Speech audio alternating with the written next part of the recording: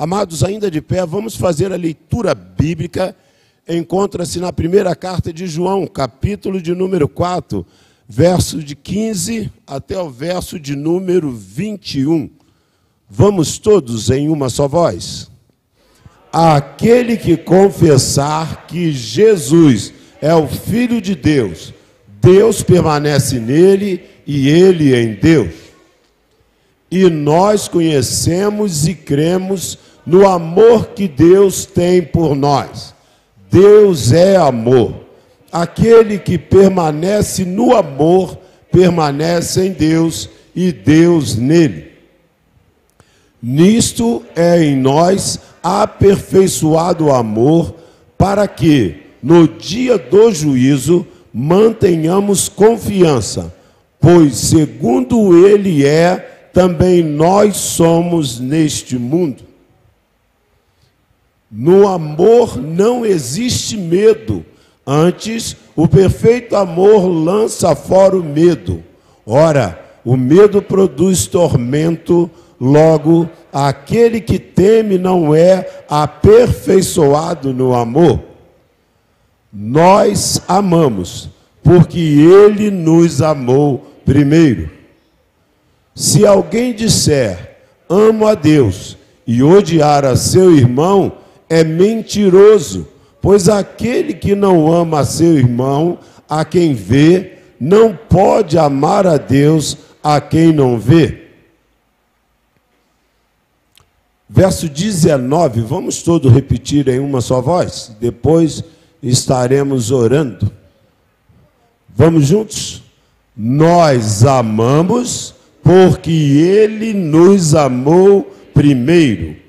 Soberano Deus e eterno Pai, graças a nós te damos nessa noite, pelo privilégio de podermos retornar à tua casa para juntos adorarmos ao nome do Senhor.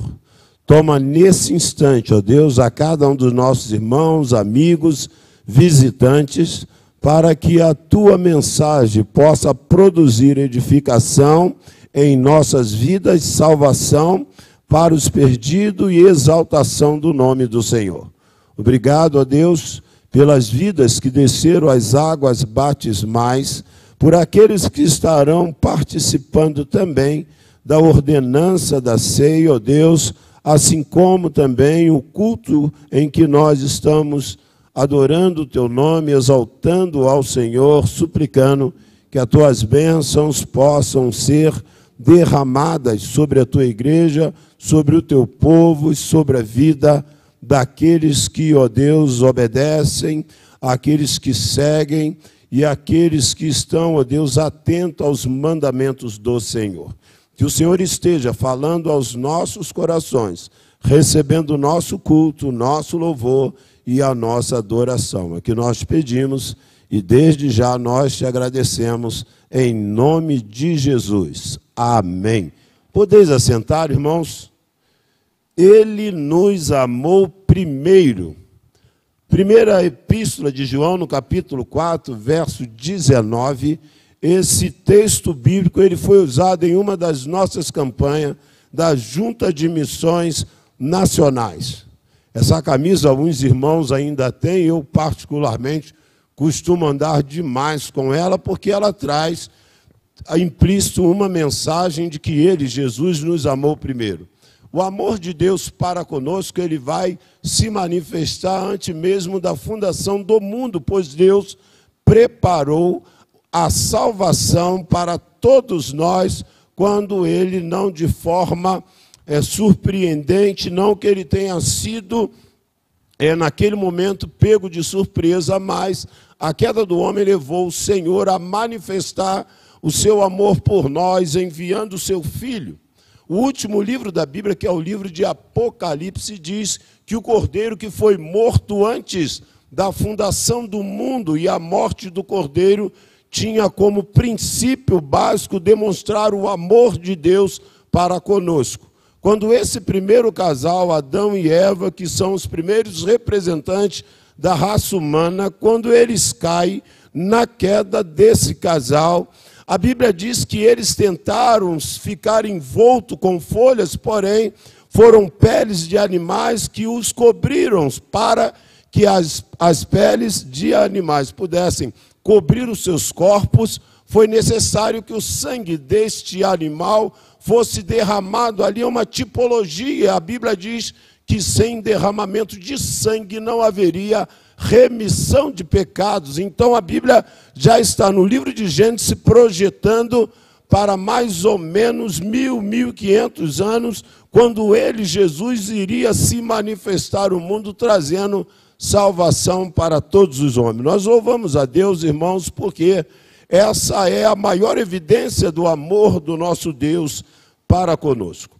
Quando nós, no dia 18, tomamos conhecimento, e também esse trabalho foi divulgado, que era o dia do esteticista, nós fomos também dar uma lida, conhecer um pouco mais, e diz que é um profissional treinado em cuidados de beleza e bem-estar, que se concentra em melhorar a aparência física e saúde da pele de uma pessoa. Irmãos, quando nós vamos ler a Bíblia vai fazer um paralelo acerca daquilo que é a característica daquele que viria para implantar o amor em nossos corações, e evidenciando isso através do seu sacrifício. Então, no livro de Isaías, que vai fazer menção à vinda de Jesus, 700 anos dele se manifesto ao mundo, antes dele tomar forma corpórea, a Bíblia diz que ele não tinha beleza, ele não tinha formosura, e esse mesmo Jesus que a Bíblia dá essa característica, ele é responsável em trazer alegria, paz aos nossos corações. A Bíblia diz que o coração alegre formoseia o rosto, e a razão maior da nossa alegria certamente é termos Jesus em nossos corações. Um dos frutos, ou uma das virtudes produzida pelo Espírito Santo é a alegria. Essa alegria que ele produz em nossos corações independe das circunstâncias e dos momentos que nós estivermos atravessando. Porque essa alegria não é proveniente de coisas temporárias, passageiras, que o mundo pode nos apresentar, mas sim é uma alegria proveniente dos céus, aonde a nossa confiança em Deus renova nossas forças, nos põe de pé, e nós continuamos a caminhar rumo ao alvo objetivo que Deus tem traçado para cada um de nós. Cremos no amor que Deus tem por nós, pois Deus é amor e permanece em nós. Irmãos, há uma característica ou um atributo de Deus, como falamos pela manhã, um dos seus atributos morais ou comunicáveis, que é o amor. E quando nós recebemos a Cristo como nosso Senhor e Salvador, ele permanece em nós para sempre. Não há mais essa possibilidade de orarmos como orou o salmista Davi: Senhor, não retire de mim o teu Espírito Santo, porque recebemos no ato da nossa conversão e ele permanece em nós para sempre. O batismo, ele é um simbolismo, aonde eu morro para o mundo e vou ressurgir para uma nova vida. Porém, esse ato acontece no dia da nossa conversão. O Espírito Santo habita em nós, permanece em nós, enche-nos das suas virtudes, ele nos dá a certeza e confiança que agora esse amor permanece em nós para todo sempre. O amor é aperfeiçoado em nós, porque no dia do juízo possamos manter a confiança nele. Talvez seja uma das coisas, irmãos, que nós procuramos, não só através da estética, mas dar uma demonstração, às vezes, de que tudo vai bem, algum narcisismo, alguma coisa exacerbada, mas cada um de nós entendemos que os nossos corpos, ele é o templo, ele é morada, ele é a habitação do Espírito Santo. Por conta disso, não fazemos uso de nada ilícito que possa profanar o santuário de Deus.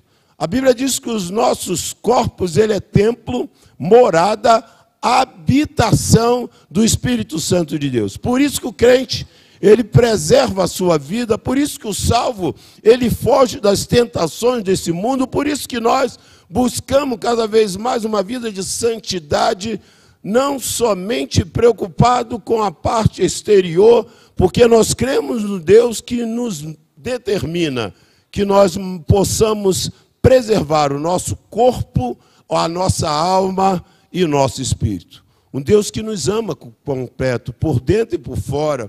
Um Deus que está preocupado conosco, mas é um Deus também que deseja que nós tenhamos essa confiança. Confiança que um dia, quando nós estivermos com Ele, nós não seremos por Ele condenados. Porque a confiança no dia do juízo, irmãos, é que nós permitimos que esse Espírito que habita em nós, nos dessemos a confiança de que Ele é poderoso para mudar, para transformar as nossas vidas. Aí ele diz, irmãos, que o verdadeiro amor lança fora todo medo. O apóstolo Paulo, ao escrever uma das suas cartas pastorais, e nesse caso ele está escrevendo para o seu filho na fé, Timóteo, e ele diz o seguinte, que nós não podemos ter o espírito de medo, de covardia, mas sim o que o Senhor nos deu foi o Espírito Santo, que é um espírito de poder, de amor, e também, irmãos, o Espírito que vai nos dar a moderação, o equilíbrio, a sabedoria e o discernimento daquilo que Deus deseja fazer em nós e através de nós. Aí o verso 19, que é o ápice dessa passagem bíblica que nós lemos, que foi a divisa de uma das nossas campanhas da Junta de Missões Nacionais, que diz: nós o amamos, porque ele nos amou primeiro. Irmãos, quando nós podemos compreender que o amor de Deus excede a todo entendimento, é porque ele não lança no nosso rosto, não espera que nós venhamos tomar a iniciativa. A Bíblia diz que ele, desde o princípio, antes mesmo da eternidade, o livro de Apocalipse diz que aquele que foi morto antes da fundação do mundo. Irmãos, não há uma outra razão para que Jesus Cristo, o Filho de Deus, sem pecado, viesse ao mundo para morrer em nosso lugar, se uma outra coisa pudesse substituir esse sacrifício. O sacrifício de Cristo é único. Esse é o amor altruísta, o amor em que você doa o amor sem esperar nada em troca. Por isso que ele nos amou primeiro. É por isso que ele, ao resgatar a humanidade por intermédio do seu Filho, ele está dando a cada um de nós essa mesma oportunidade, essa chance singular que nós temos diante de Deus, ao ser chamado por Ele, não resistirmos, aceitarmos o seu convite e permitir que Ele realize uma obra em nós que somente o Espírito Santo pode realizar. Não é possível amar a Deus que nós não vemos e não amar ao nosso irmão a quem nós vemos. Aqui, irmãos, parece ser um contraponto ou algo contraditório, antagônico. Eu amo a Deus de todo o meu coração, com toda a minha força, com todo entendimento, mas odeio meu irmão, não tenho relacionamento com os meus familiares, não tenho convívio com os meus vizinhos, no trabalho não tenho nenhuma relação de afinidade, de solidariedade. E a Bíblia está colocando, irmãos, que o amor de Deus que habita em nós se manifesta através de atitude, ainda que o mesmo seja expresso em palavras. E esse é o momento que a Bíblia está colocando.